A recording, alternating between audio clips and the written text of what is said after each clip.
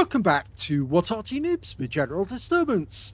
This is a Bat Châtillon 155-58. It's the Tier 10 French SPG. It's located on the southwest spawn of Karelia, and it's under the command of ProvoBob. And although we can't see his equipment, I'm sure he'll share it with us. Game on! Well, it's one of the hardest arties in the game to actually get damage with. And, well, a lot of people just don't like playing it nowadays because Wargaming ruined it. They nerfed it. Originally, it had a 4-shot autoloader with only a very short delay between each shot, about 4 seconds. And it didn't take a whole lot of time to reload. Now, the reload time is 49.86 seconds. We can see ProvoBob has got that down to 48.75. It's still a turreted SPG, capable of 155mm caliber. It's capable of 680 alpha and penetrating 48mm of armor with standard HE, with the non-stun HE 830 and 60mm. But you can't mix the shells in each magazine reload, so it's either one or the other. Rounds out. Good shot. 238 hit points with the first one. 10-second delay intra-clip before you can fire again. Rounds out, he fires again. He gets some splash on the second one. Now, as I mentioned, the 680 alpha, it's got 7.6 meters on the blast radius, between 12.15 and 27 seconds of stun. So yes, he's stunned that ST2. If the guy takes damage, he's going to get stun assist. In fact, he already has. And he's picked up even more stun assist there. But apparently, the communications expert has not come up. So I guess that's not one of the skills that ProvoBob selected. Because, of course, that would improve the crew performance by 2.5% extra, merely because he managed to get there enough assist. So we've got 2 tanks over here. We're still in reload, but we will be completed very shortly. And it looks like the IS-7 is going to get the first shot. He lines it up, rounds out, direct hit, right on target. Now that splash might have actually affected the other tank nearby. He fires in blind, and he gets another direct hit. In fact, not just him, but also the Object 261 on their team. And there's that Griffin. Looks like he's trying to shoot over the rock. Gets 78 hit points of splash. And now we're into reload again. Yes, it used to be one of the favourite arties in the game. And for a while, a lot of people were playing nothing but the French SPG because it had the autoloader. And because if you had 2 of them in the game, then one could reload whilst the other one was pummeling the enemy. And then as soon as he completed his reload, the other one went into reload and the other one started striking. So it was virtually non-stop arty, and it was a lot of fun. Wargaming thought that was so unfair, they decided to nerf it. And by nerfing it, what happened is that they not only took away the opportunity for more than one of the SPG to be in the battle at the same time, more than 3 actually, but they also said, okay, well, we're only going to give you 3 shells, and we put a whopping 10 seconds between each shoot, so you can't sort of like hit the same tank once it's been stunned once. You have to wait a while. You can see ProvoBob is trying to hit these guys. He fires around in, splashes the IS-7 but stuns him. He's definitely getting more stun assist. Oh, massive stun assist. He's almost ready. Next round's out. Another direct hit. Oh, he's really benefiting from this. Over 3,000 stun assists so far. He really placed those shells very, very well indeed. Now, there's a lot of shells going in that direction. Looks like they're hitting something. So he fires behind the rock. Something's definitely behind that rock that they're shooting at. In fact, it's a Jagdpanzer E100.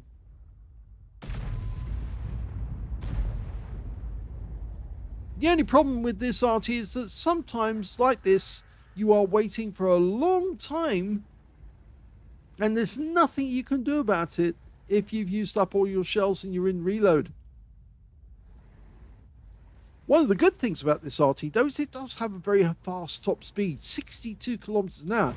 So if you are in reload, that doesn't stop you reloading. You can relocate very quickly to somewhere completely different on the map.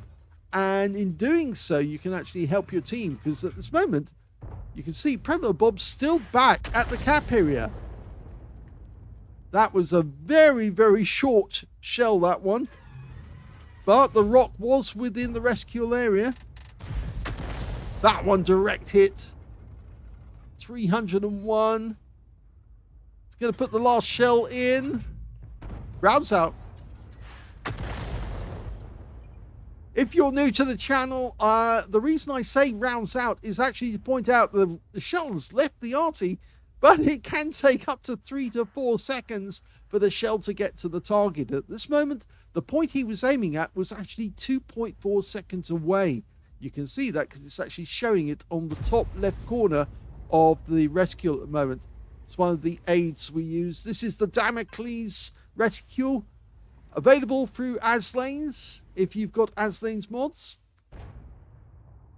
It has a whole host of information, not just the reload time for a standard reload, or for this reload rather. 24 shells is the amount of shells he has left at the moment. Got a 2.4 second flight time for the shell. And you can also see, I think some of the other guides are giving you clues as to, is it fully dialed in on the target or not?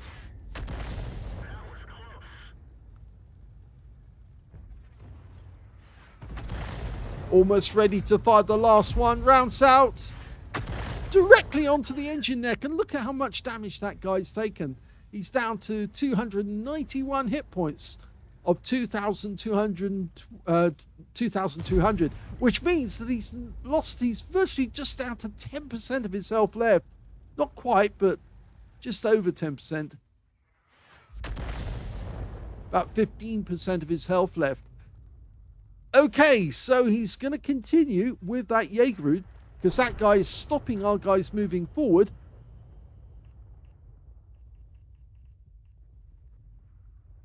There's still 8 enemies out there, but we're 2 ahead of the enemy. We've also got more hit points than the enemy. Rounds out again. Looks like the Object 261 fired in. Oh, and that's a kill. That's the first kill for ProvoBob. Okay, he's looking around for a new target now. We suspect there might be another enemy tank in that vicinity, because it's showing that there was a medium tank spotted in that vicinity. Rounds out the Griffin again.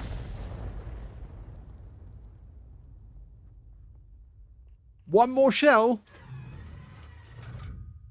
Fires it straight away. Okay, so we're into the long reload again. And yes, he can move if he wants to. At the moment, he's not moving. Well, he's moving about near the cap area. He's trying to avoid counter battery. He might want to consider... Oh, look, you can see the Griffin has actually taken a hit right on the side of the turret. He might want to consider that the Manticore has not been spotted for quite some while. And although he might be still in the swamp area, if he moves towards our cap, he could end up turning up at short notice. In fact, he is at the south end of the swamp, and there he is. He's on the move. Okay, I put the blast radius on there. That gives you a clue as to how, if an enemy tank is within the blast radius, and now he's going to use that 62 kilometer top speed. If he needs to get away, he can move fast. He's not as fast as the Manticore when it comes to moving, but he can certainly, well, chase it. There's the Griffin again. Got to wait for the turret to turn round before you dial in. He fires at the Griffin. It goes long.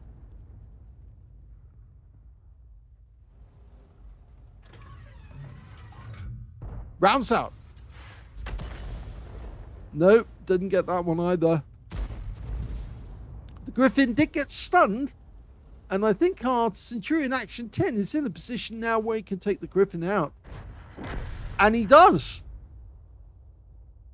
Which means now there's only 6 enemies left.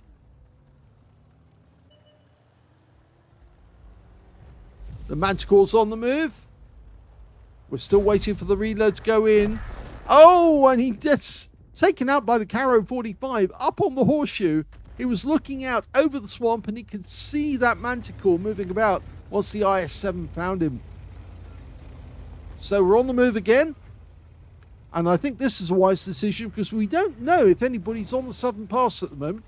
We've got no tanks down there. Remember, we did have a number of tanks over that region.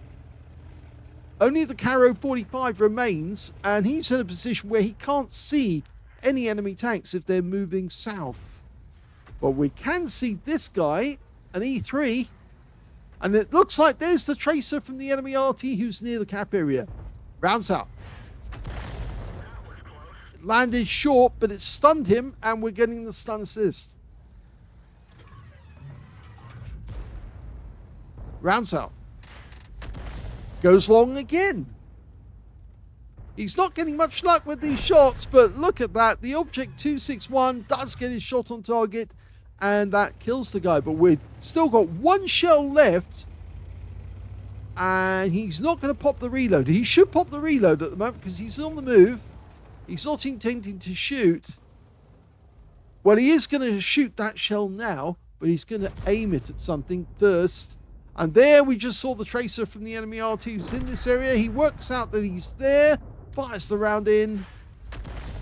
And now we are definitely in reload. So 3 new shells on the way. He's got 12 left. And oh my gum, he did stun one of the enemy Arty. The GW E100 did take part of that shot. It looks like it was, well, about 200 hit points. And the GW's now gone down. The T92 went first, then the GW, and that's it. That's the end of the game. Here's the end of battle stats, and that was a first ace tanker for ProvoBob of 1AR in the Bat Châtillon 155.58. You can tell it's the first time he's had an ace because he got scrolls underneath the M. You only get that the first time. He also got a bruise medal for getting at least 5 critical hits in that game. He managed to get 10, and his win rate was 2,371, which is very good. Let's have a look at the team score. When he didn't get the highest damage in the game, that went to the Centurion Action 10, who managed to get a Spartan, High Caliber, and a Confederate, and 7,272 hit points. That's a lot of damage on the enemy. Second highest was the Type 71, who managed 4,099. And the third highest was the IS-7, who picked up a steel wall and 3,564 hit points of damage. When it came to ProvoBob, he picked up 2,454, which is exceedingly good for an Arty in this game. But of course, you can do more with the Bat Chat 155.58. We have seen it. And he was actually beaten by only, let's have a look, 3 members of the enemy team, 4 members of his own team. He's in 8th place when it comes to damage. When it came to kills, though, you can see top scorer was the Caro 45T. He managed to get 5 kills. 2 kills went to the Centurion Action 10, the Object 277 on his own team, and the T92 HMC on the enemy team. And we can see ProvoBob only got the 1 kill. But when it came to base XP, he's actually in 4th place because top score was Centurion Action 10, 1,366. Second, the IS-7, 1,176. Third was the Caro 45, who managed 1,021. And then we got ProvoBob getting 1,002. And the next highest after that was only 885. So these definitely were the 4 best players on his team. He fired 24 rounds in that game, got 10 direct hits on the enemy, but none of them penetrated.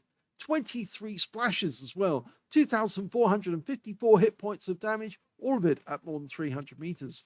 He damaged 6 of the enemy, killed 1, so missed out on getting a Confederate there by 1 tank. 360 hit points of damage assist, and 4,678 hit points of stun assist off 23 stuns. On a premium account, he actually made 141,155 credits profit from that game, including 50,000 for a mission completion event, and he also took away 5 bonds for this being tier 10, and 3,757 experience points out of it as well. So congratulations to ProvoBob. He's got an ace on this one now. Can't take that away. Once you've got it once, you're on the way.